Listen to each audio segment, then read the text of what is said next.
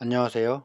언제나 너도 좋고 나도 좋은 문제 해결 방법을 찾아가는 윈윈 코칭 협회입니다. 오늘은 안전한 사업장을 만들기 위한 방법으로서 여러 사람들이 혼란스러워하는 밀폐 공간에 대한 개념에 대해서 알아보도록 하겠습니다. 이번 동영상을 보게 되면 여러분들은 밀폐 공간을 다루고 있는 현장의 안전관리자들의 생각을 통해서 밀폐 공간 안전관리 분야에서 왜 악순환이 발생되고 있는지 잘 이해할 수 있을 것입니다. 이렇듯 현장에서 반복되고 있는 악순환의 문제를 해결할 효과적인 방법을 찾아가기 위한 첫 번째 과정으로서 밀폐 공간 현황관리 방법에 대해서 필요성을 이해할 수 있을 것입니다. 얼마 전 국내에서 유명한 기업의 코샤 MS 안전심사를 하던 도중에 안전 담당자와 나누었던 이야기를 통해서 현업의 안전 담당자들이 밀폐 공간을 어떻게 인식하고 있는지 이해할 수 있었습니다. 담당자와 나누었던 이야기를 중심으로 내용을 서술해 보면 다음과 같습니다. 밀폐 공간이라는 용어가 산업안전보건에 관한 규칙에 잘 나와 있음에도 불구하고 현재 하고 있는 업무의 행태를 살펴보면 담당자의 주관적인 생각에 너무 의존하고 있다는 생각을 떨쳐버릴 수가 없었습니다. 안전 담당자가 안전 관련 법령을 찾아서 정확히 알아서 하기보다는 직감적으로 일한다는 인상을 받았습니다. 도대체 무엇이 맞는지도 잘 모르고 점검자가 한 이야기나 주변에서 들은 이야기를 토대로 할 수 있는 모든 업무를 모든 곳에 다 적용하려고 하는 업무 자세를 가지고 있었다고 할 수 있었습니다.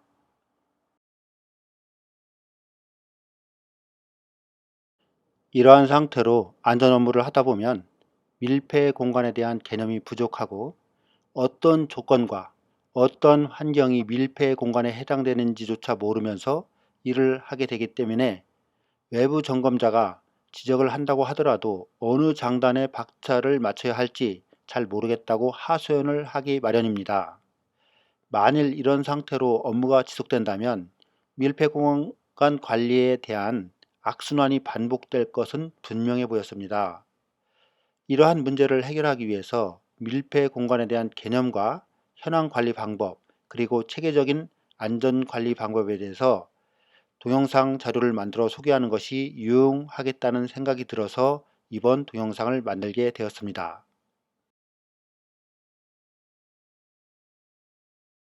이처럼 주관적인 방식으로 밀폐 공간에 대한 안전관리 업무를 하게 되면 안전 업무도 발전이 없고 안전시설의 개선도 없는 그야말로 악순환이 반복되는 업무 구조를 피해갈 수 없습니다. 따라서 이러한 문제점을 획기적으로 해결하기 위해서는 가장 먼저 밀폐 공간에 대한 개념을 명확히 정립할 필요가 있습니다. 그리고 나서 사업장 내 밀폐 공간 보유 현황을 정확히 파악해야 합니다. 그 다음으로서는 파악된 밀폐 공간에 필요한 안전표지 부착, 출입금지 등의 안전조치뿐만 아니라 만일 밀폐 공간에서 작업이 이루어질 경우에는 어떠한 안전조치가 필요한지 안전계획을 수립하고 혹시라도 작업 도중에 위기 상황이 발생한 경우를 대비해서 작업자 구출 등의 위기 대응 훈련을 주기적으로 실시해야 합니다. 밀폐 공간 복원 작업 프로그램은 이러한 일련의 안전관리 활동을 체계적으로 수행하기 위한 내용으로 작성되어 관리하면서 수시로 훈련하고 숙달되도록 한다면 밀폐 공간에서의 재발생을 줄이면서 가장 앞선 수준의 안전관리 활동을 한다는 인정을 받을 수 있을 것입니다. 다음 조건을 만족하는 장소라면 밀폐 공간으로 관리되도록 산업안전보건에 관한 규칙에서 정의되어 있습니다. 산소결핍, 유해가스로 인한 화재, 폭발 등의 위험이 있는 장소, 그리고 이들 장소 중에서 산업안전보건에 관한 규칙 별표 18에서 특정한 18개 장소에 해당될 경우에는 밀폐 공간으로 관리할 필요가 있는 것입니다.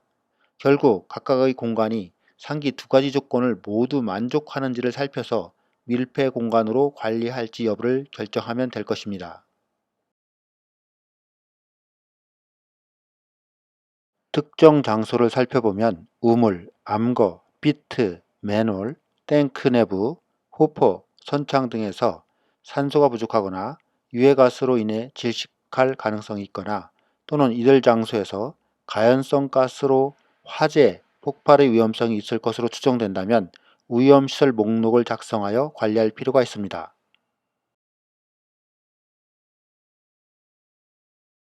페인트 작업 공간, 곡물 저장 창고, 발효 공간, 분료 처리 시설, 드라이 아이스를 취급하는 장소, 불활성 가스 등을 사용하는 장소, 겨울철 콘크리트 양생을 위해 난로를 사용하는 장소의 경우에도 위험성은 없는지 관찰해야 합니다. 화학물질이 들어있는 반응기나 탱크 내부, 유해가스가 들어있던 배관들 뿐만 아니라 근로자가 상주하지 않는 공간으로 출입이 제한되는 장소와 같이 애매모호하면서도 경계선상에 있는 장소들도 위험장소 목록으로 작성하여 위험성 평가 등을 통해 위험 정도를 판단하여 관리 여부를 결정할 필요가 있습니다. 이처럼 밀폐 공간의 개념이 명확해졌다면 이제부터는 밀폐 공간의 현황을 파악하는 것이 중요합니다. 밀폐 공간 현황 파악은 우리 사업장 내에 어느 곳이 밀폐 공간으로 관리할 대상인지 파악하여 이를 목록으로 작성한 것이며 대부분 다음과 같은 표로 작성하여 관리하게 됩니다. 밀폐 공간의 현황 파악은 부서별로 나눠 작성해도 좋고 안전 담당자가 부서별 협조를 받아 작성해도 좋습니다. 다음 표는 사업장에서 밀폐 공간의 현황을 파악하여 관리하고 있는 시트입니다. 이 사업장에서는 밀폐 공간 현황의 관리부서 명칭, 규격, 수량, 용도, 위치뿐만 아니라 비상시 연락할 수 있는 전화번호까지 관리하고 있습니다. 밀폐 공간은 작업 조건과 작업 상황에 따라 변동될 수 있다는 점에 주의해야 합니다.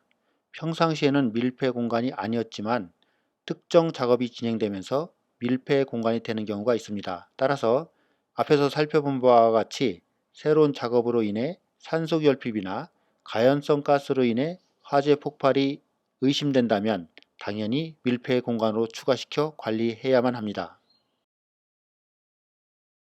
이러한 이유 때문에 밀폐 공간에 대한 개념을 안전 담당자뿐만 아니라 각 부서의 관리 감독자들도 명확하게 인식하고 이해할 필요가 있습니다.